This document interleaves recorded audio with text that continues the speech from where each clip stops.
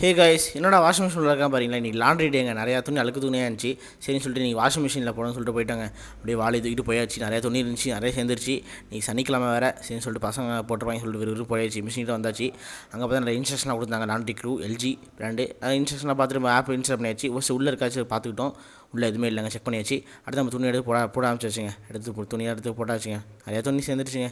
அப்புறம் ஒன்றா எடுத்து உள்ளே போட்டு ஃபேப்ரிக் எடுத்து ஊற்றணுங்க. ஊற்றியாச்சு. அங்கே இந்த இது இருந்துச்சு, அப்படியே ஊற்றியாச்சு. சாஃப்ட்னர் கொஞ்சம் ஊற்றி அப்படியே மிஷின் ஆன் பண்ணியாச்சுங்க. 30 minutes timer.